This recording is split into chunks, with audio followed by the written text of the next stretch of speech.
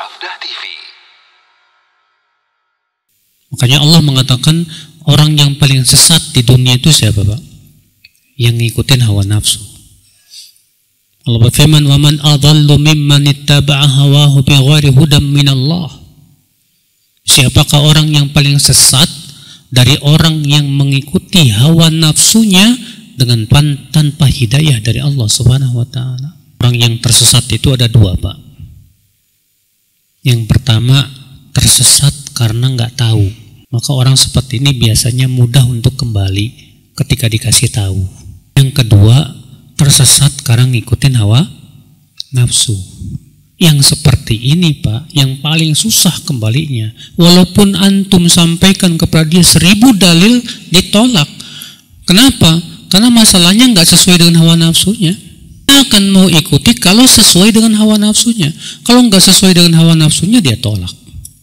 Antum sampaikan dalil, maka dia akan tafsirkan sesuai dengan hawa nafsu dan keinginannya. Hanya benar kata Allah bahwa manusia yang paling sesat di dunia itu siapa? Orang yang mengikuti hawa nafsunya dengan tanpa petunjuk dari Allah Subhanahu wa taala.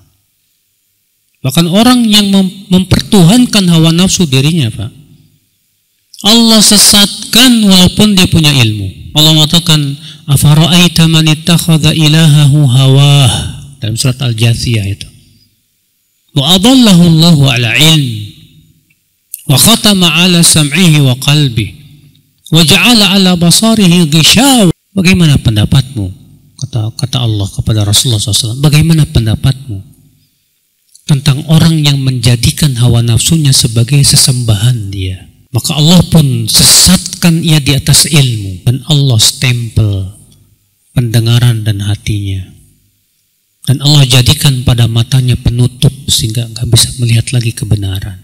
Saudaraku seiman, Ibnu Qayyim menyebutkan, Pak, hawa nafsu itu adalah berhala yang ada di hati. Kalau patung, ya, itu berhala yang ada di alam nyata. Ternyata di hati kita ini ada berhala. Berhala itu namanya hawa nafsu.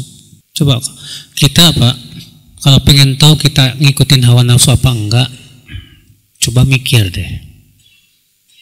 Ada enggak perintah Allah yang kita enggak mau turutin karena enggak sesuai dengan keinginan? Ada enggak? Kadang ada perintah Rasul atau perintah Allah yang kita enggak mau ikutin, sesuai dengan keinginan. Kalau ada, berarti kita masih ngikutin hawa nafsu. Atau ada enggak larangan yang kita tahu itu dilarang, tapi tetap saja kita lakukan, enggak peduli. Kalau ternyata ada, itu namanya kita masih ngikutin hawa nafsu, Pak.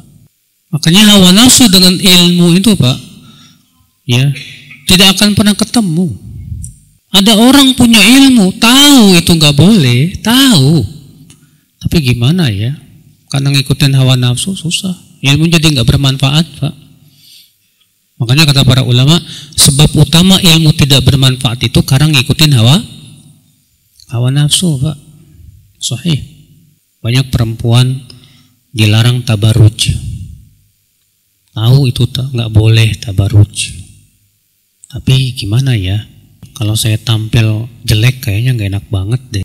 Akhirnya dia pengen, hanya karena ingin tampil menawan, pengen tampil cantik, dia tabarruj, padahal dia tahu itu dilarang oleh Allah Subhanahu wa ta'ala. Beda dengan orang yang nggak tahu, dikira ya ini boleh-boleh aja. Yang kayak ginian biasanya kalau dikasih tahu, mudah-mudahan mau apa? Mau rujuk. Saudaraku seiman rahimani wa rahimakumullahu jami'an. Banyak ya di antara kita.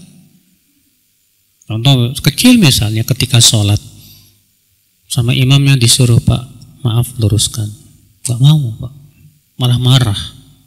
Ya terserah saya, ngapain situ ngatur-ngatur saya? Oh, ini ngikutin hawa nafsu nih, Pak. Kenapa? Karena ya perintah meluruskan saf itu kan perintah Allah dan Rasul. Dia gak mau diatur. Nah, ini ngikutin hawa nafsu namanya, Mas. Ikhwata Islam, saudaraku seiman.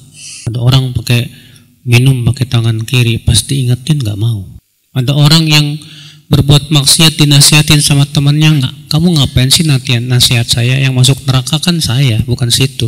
Ini Pak, pengikut hawa nafsu itu begini Pak. Dan anehnya dia sabar di atas hawa nafsunya itu.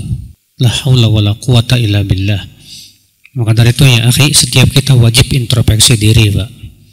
Kita ini selama ini masih ngikutin hawa nafsu apa tidak. Terkadang kita jatuh kepada dosa sekali-kali namun langsung taubat dan minta ampun. Seperti ini tidak disebut pengikut hawa nafsu.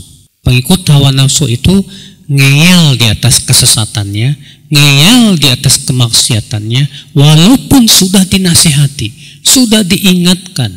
Nah, ini namanya ngikutin hawa nafsu. Saudaraku seiman, rahimani wa rahimakumullah jami'an. Cobalah setiap kita introspeksi, nggak usah jauh-jauh lah, ya, diri kita sendiri yang lebih tahu lah gitu Pak, ya.